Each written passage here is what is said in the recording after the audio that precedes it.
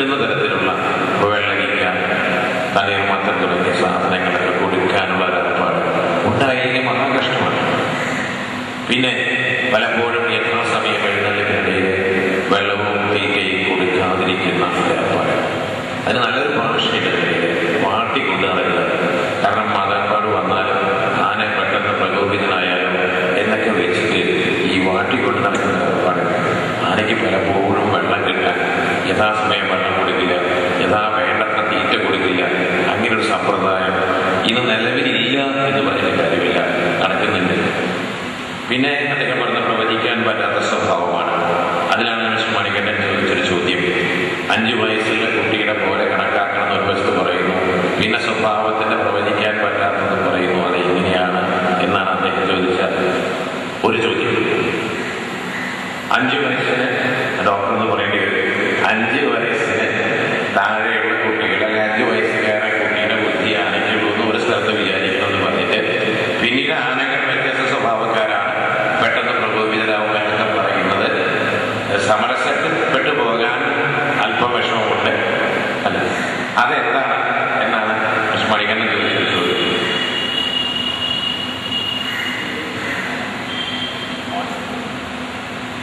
5 വയസ്സിന് പറയാൻ കാരണം കുട്ടിക്ക് കുറെ കാര്യങ്ങളൊക്കെ ചിന്തനങ്ങൾ കാണിച്ചു, കുറുക്കുകൾ കാണിച്ചു.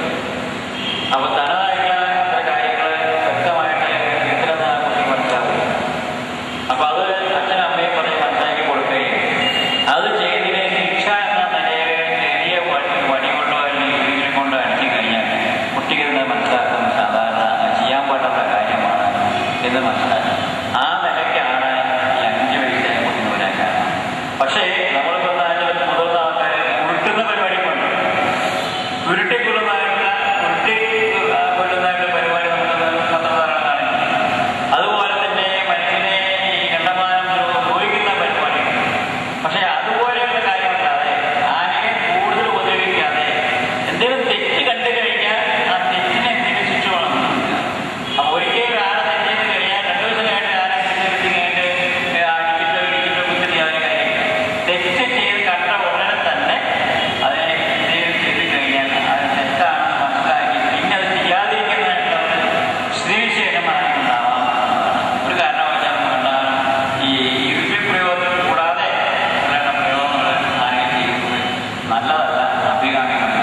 അഥവാ ചെയ്യുകയാണെങ്കിൽ അത് വളരെ കൂടുതലായിരിക്കും. പിന്നെ ഈ പ്രവചിക്കാൻ പറ്റുന്ന സ്വഭാവം കുട്ടികൾക്കും ഉണ്ടാവുമല്ലോ.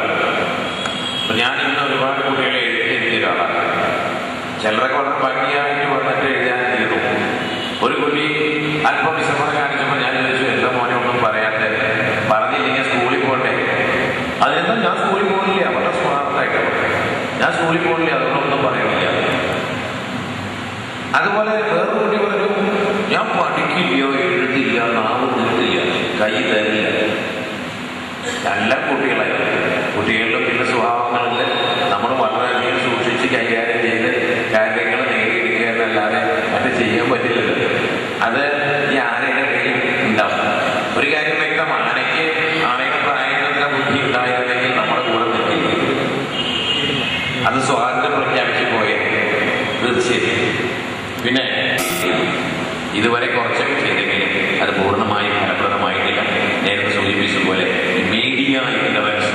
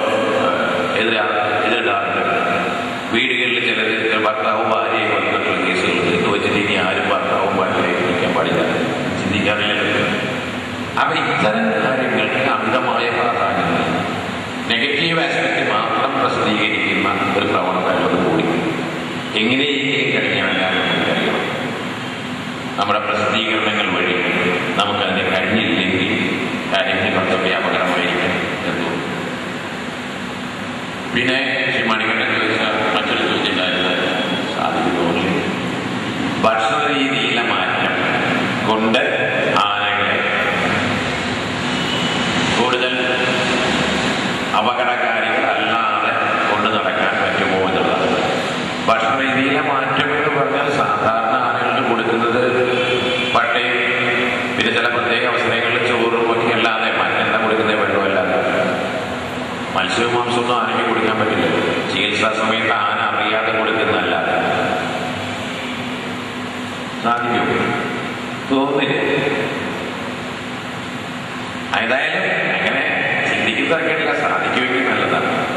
പിന്നെ ഈ ആനയുടെ മതപ്പാട് കാലം മാറ്റുന്ന കാര്യത്തെക്കുറിച്ച് എന്തെങ്കിലും ഒരു പ്രത്യേക ഒരിക്കൽ ചക്കയിട്ടപ്പോൾ മുയലിനെ കിട്ടിയെന്ന് പറഞ്ഞ പോലെ 1 or 2 ആനകൾക്ക് ഏതോ ഒരു മരുന്ന് ഉപയോഗിച്ചപ്പോൾ മതപ്പാട് കാലം മാറി എന്നൊക്കെ പറയുന്നത് അത് ആനയുടെ യഥാർത്ഥമായ നീതികാലം നിർണ്ണയിക്കപ്പെടുന്നതിന് മുമ്പുണ്ടായിട്ടുള്ള ഒരു സംഗതി ആയിരിക്കാനേ വഴിയുള്ളൂ.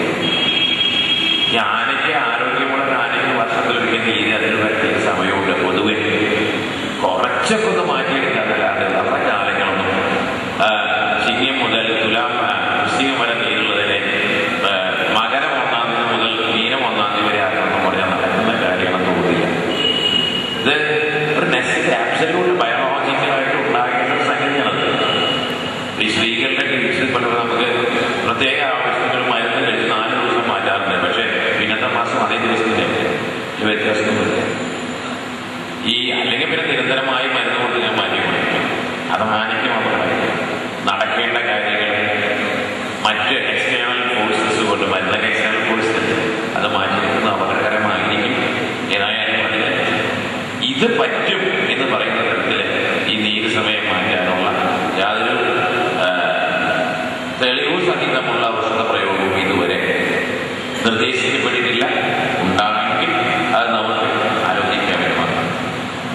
ഏതായാലും ഇവിടെ ഇത്ര നേരം ഇവിടെ വന്നാൽ എല്ലാവർക്കും നന്ദി പറയുന്നതോടൊപ്പം ഒരു കാര്യം കൂടി, ഇന്ന് പറഞ്ഞ കാര്യങ്ങൾ എല്ലാവരും ഇവിടെ ഇരുന്നവരൊക്കെ തന്നെ ഈ ആനകളോട് താല്പര്യമുള്ളവരാണ്. നമ്മുടെ ഉത്സവങ്ങൾ നടക്കണം. ആനകളെ കാട് കയറ്റി വിടാൻ പറ്റും. കാട് കയറ്റി എല്ലാം അവസാനിപ്പിച്ച് ഇരിക്കാൻ പറ്റില്ല എന്നതുകൊണ്ട് ആനകളെ നല്ല കുട്ടികളായി നമ്മുടെ സമൂഹത്തിൽ ജീവിക്കാനുള്ള അവസരം ഉണ്ടാക്കണമെന്ന് നമ്മൾ വിശ്വസിക്കുന്നവരാണ്. അപ്പം അതിനു വേണ്ടിയുള്ള കുറേ നിർദ്ദേശങ്ങൾ, ബലപ്പെട്ട നിർദ്ദേശങ്ങളാണ് ഇവിടെ ഉണ്ടായിട്ടുള്ളത്. ഈ നിർദ്ദേശങ്ങൾ പൊതുജനങ്ങളെ മറ്റു തരത്തിലും അറിയിക്കേണ്ടവ യഥാസ്ഥാനത്തിൽ അറിയിക്കുന്നതിന് വേണ്ടിയുള്ള നിരന്തരമായ ബോധവൽക്കരണ ശ്രമം കൂടി നമ്മളുടെ